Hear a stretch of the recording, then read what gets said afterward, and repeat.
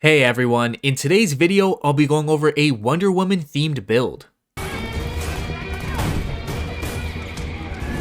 Honestly guys, this isn't some crazy broken build that'll one-shot bosses or make you invincible. It's more of a fun build, but it'll still get the job done though. And I'll also add in some ways to make it really powerful if you ever feel like things are getting too tough. So don't worry, I got you fully covered. Don't forget to subscribe for more weekly content, cause if you don't, you know that if you choose to leave, you may never return. If you find this video enjoyable, I have tons of other build related videos on my channel, if you want to check them out afterwards. Saying all of that, let's dive into the build starting off with Wonder Woman's most recognizable weapon, the Lasso of Truth. For that, we can use the URUMI with the Keen variation. Surprisingly, this weapon's pretty strong and really easy to use. And I'm saying that because personally, I find whips to be a bit on the weak side unless you use a bleed variation or some kind of status effect. Again, personal opinion, but the reason it's really easy to use is because of its unique attack. If you hold the heavy attack button down, your character will straighten the whip out in kind of like a lunging motion. And this attack has some really good range and stagger effect. Now the most noticeable thing about Wonder Woman's whip isn't that it's a whip, but it's bright gold color, and we can achieve the exact same look by using the spell Order's Blade, which makes it glow golden by adding some extra holy damage to our weapon. So using the Sacred Scorpion Charm is going to help out by adding an extra 12% damage to all holy attacks. Now lastly, we have the Ash of War that really matches Wonder Woman's pure power.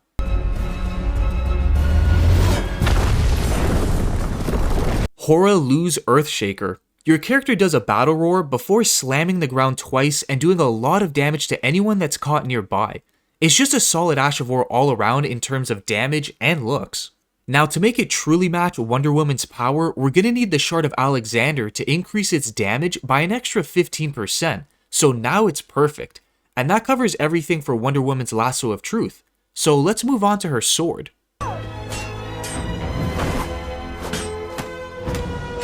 For that, we'll be using the MIQUELLAN Knight Sword. It's a straight sword that deals both physical damage and holy damage, which is really nice because it also goes hand in hand with the Sacred Scorpion Talisman, boosting its damage. Another cool thing about this weapon is it has a unique heavy attack just like the URUMI whip. Your character drags the sword along the ground doing an upward slashing movement.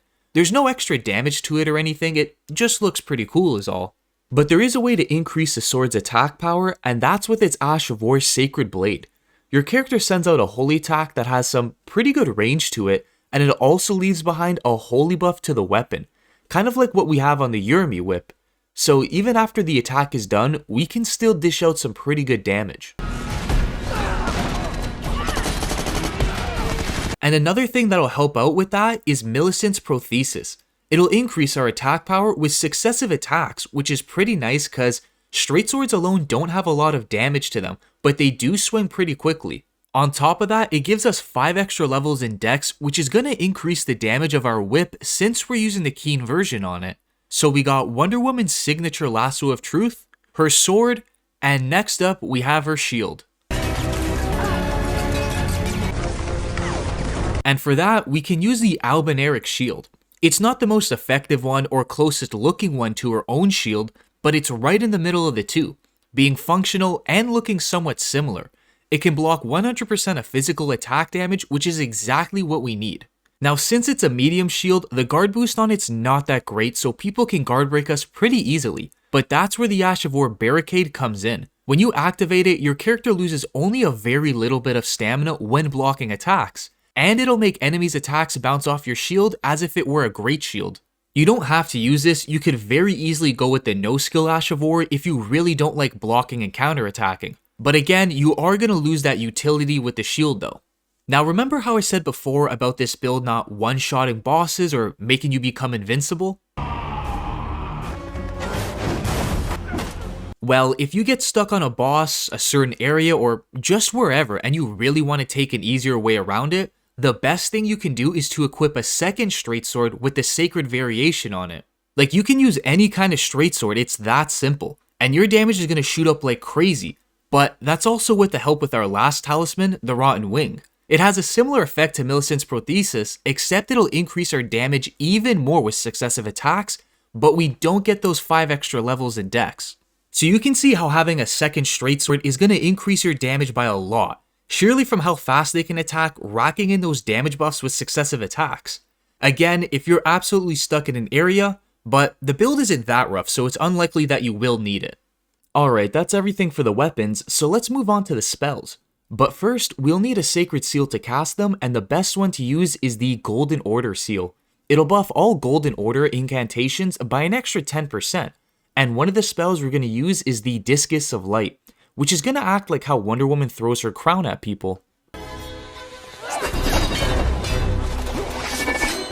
When you cast the spell, your character will throw a disc at an enemy and then return to you, hitting that enemy a second time on the way back. It's got medium range, which is pretty nice, but sadly the damage on it is a bit on the weak side for this spell. Like, it's good if you're fighting more than one enemy so you can hit multiple people at once, and its mana cost is pretty low as well. Honestly, it's definitely one of those looks over functionality spells. Still pretty fun though. And the last spell for us is Golden Vow, just giving us an extra 15% damage increase and a 10% damage negation for 80 seconds. It just fits in with the whole Wonder Woman theme, with her being related to the gods or something like that. Next up, we got the Flask of Wondrous Physic, and for that we're going to want to use the Holy Shrouding tier to increase our holy damage by 20%.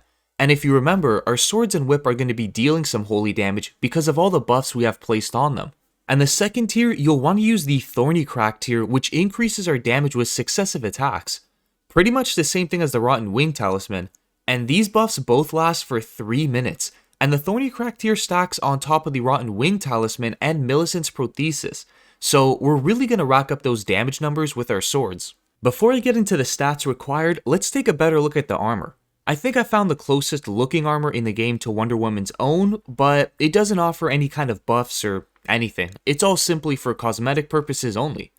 I'm going with the Aristocrat's headband, Elden Lord's altered armor, the Guardian bracers, and the gold waistband. Now for the minimum stats required, you'll need at least 11 strength, 19 dex, 17 intelligence, and 25 faith to use all the spells and weapons effectively.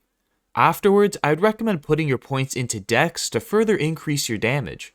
I'm also going to put links in the description down below for all the gear I'm using, if you want more information on them and where you can find them all for yourselves. That's everything for today's video. I'd also like to give a big thanks to the members of my channel for supporting me on my videos and the future ones to come. Thanks for watching, and I'll see you all in the next one.